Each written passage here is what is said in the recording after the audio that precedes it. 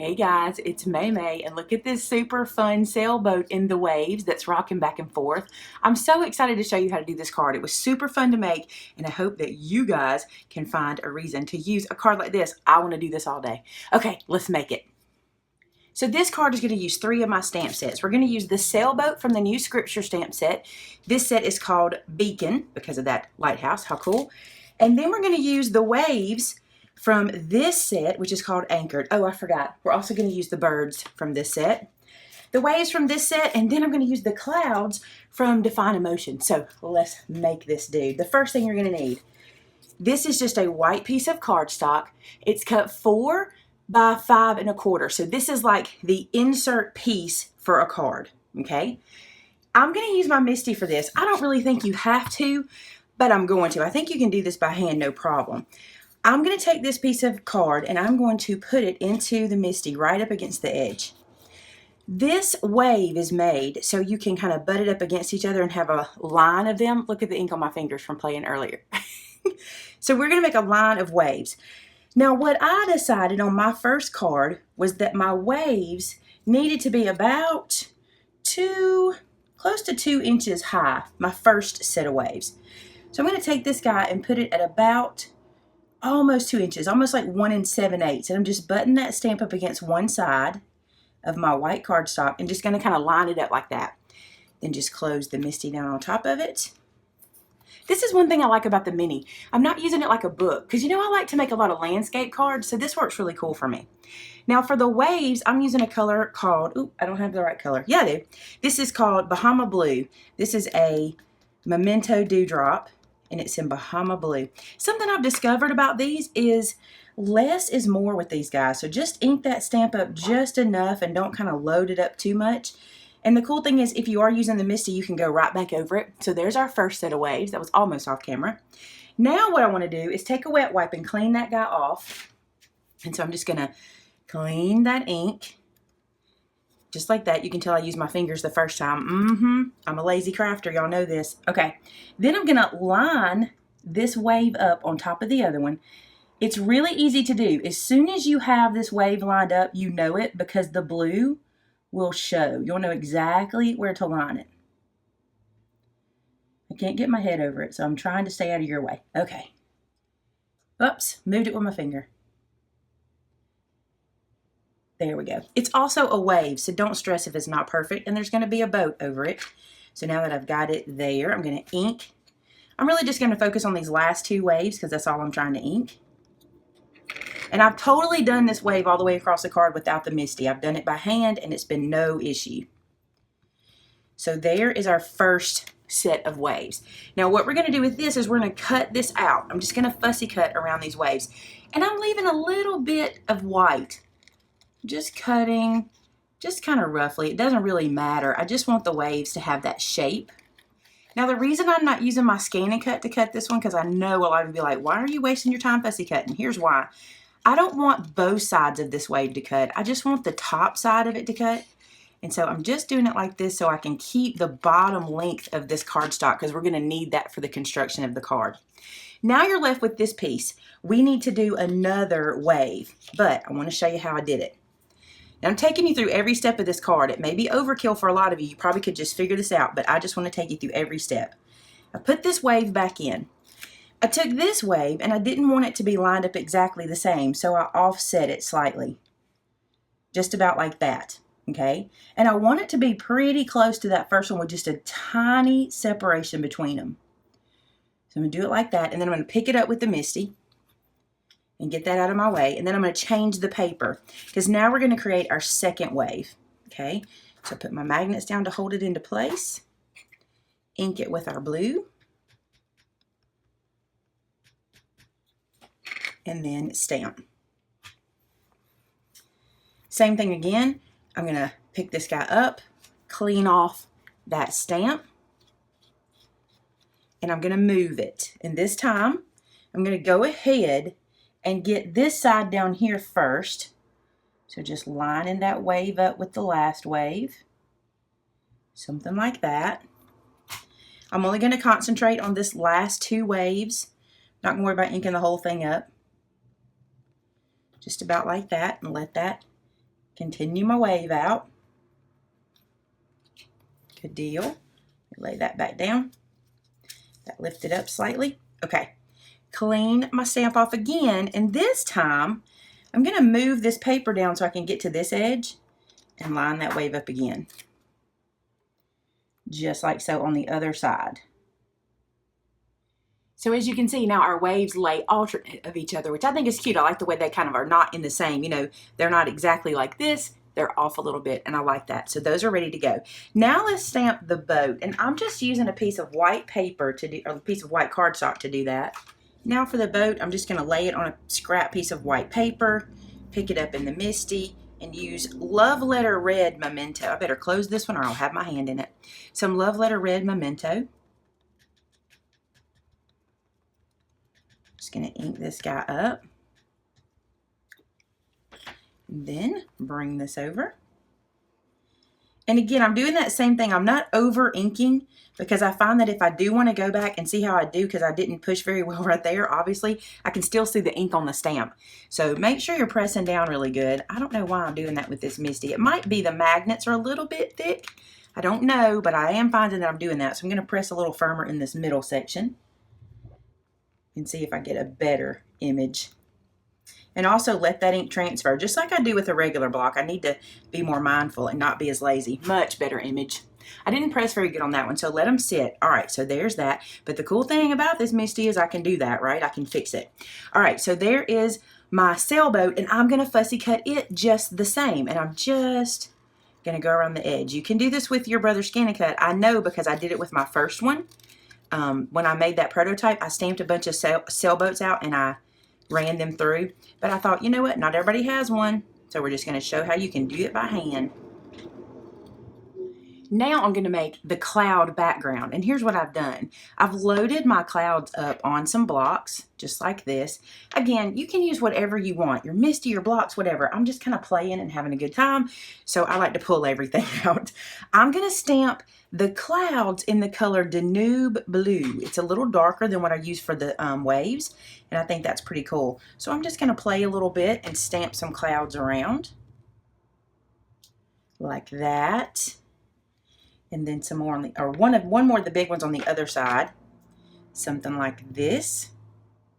Just kind of setting a scene. And if if you're a scene stamper, this is a lot of fun because you're kind of making like an ocean scene. This is the small cloud. I'm going to put it up here. And then I'm going to put it on the other side as well. Right here. And then one more time up in that corner, just because I like to have some kind of off a little bit. You can go crazy. You can do so many things with your sky. So there are our clouds all stamped. Now I'm going to play with these birds. And I decided to stamp them in black. So I'm going to use my favorite black, which is VersaFine. And I've got two loaded on the block together. So I can just stamp one time and get two right here. So pretty. And then I've got one all by itself. I'm just going to stamp him right here. But play around with your background. Do whatever you want for that background. I think it is fun. I just think for this card, it's best to get all your stamped elements done first before we start the assembly. Now, these are our pieces that we need to assemble. Our boat, our waves, and our background. The background is the last thing we're going to deal with, so we'll move him aside. This wave gets nothing except foam tape put on it, so you don't really have to worry too much about it, so I'm going to put it aside. But this guy we need to work on. So for this portion, I'm going to take the stamp and this little hole in the middle, I'm going to use my Crocodile and the 1/8 inch hole punch and punch that little window out. Okay, so that left me with a little circle there. Now I'm going to put it on my top wave, just like this, and I'm going to line up the bottom wave to see if this is where I want it. And what I'm trying to do, I'm going to use a brad to adhere this down. I want that brad to be able to clear that wave at the bottom because I don't want it to get caught. So I'm going to line that sailboat up right above that wave and then make a circle right where that one is so I know where to punch this wave sheet. Then I'll just punch that right where I drew my circle. Now these guys are going to line up just right. And I know my wave will be in the right spot. Now, for some other cool assembly portions, here's something I found works really well. I don't want this sailboat to get stuck when it's supposed to be kind of spinning around. So I want it to be able to lift off the page a little bit. So what I did was I took a couple of foam squares just like that and put them on the back and did not take off the backer. I'm leaving the backer on because they're nice and smooth and it'll help it to spin. Now I have this little strip of paper and I've cut it to fit between those foams, and I'm going to glue this piece to the back. And yes, I'm going to cover up that hole because I don't want to have to worry about lining that hole up. I'm going to use that hole in a second to poke a hole here, but for now I'm just going to line this up and glue it down. I only want enough on the bottom to be able to place a penny. So I've got a penny and that'll be enough for the penny there. So I'm going to glue this guy down. So a little glue on the back and then just place it right over that hole, leaving myself enough room for the penny, but really just enough room. I don't need a whole lot of extra. So this is what it should look like. You should have this little piece hanging at the bottom, okay? We're going to go back to that hole and punch one more time so we go through both. Now the reason I'm doing it kind of in stages is because if you try to get your crocodile on this all at one time, it just doesn't quite fit. So it's okay to do it in stages, okay? Now then we're going to put our penny onto here, and I'm doing that with sticky tape. I love sticky tape and it works really well. So and the penny just goes right here. Cute, huh? So now we have a nice weighted piece, and that's what's going to help us do the little spinny on the card. Now a little more assembly. This guy is now going to go here, and because we have those little foam pieces in the back, it's giving us a little gap so that this guy can move freely, okay? Now I'm holding this together with that hole lined up, and I have this little silver topped brad I'm going to put through the front of that hole. Now that's going to be the only thing that holds our sailboat to the card, okay? Now we're going to flip it over with that brad sticking out the back. Now here's a tip.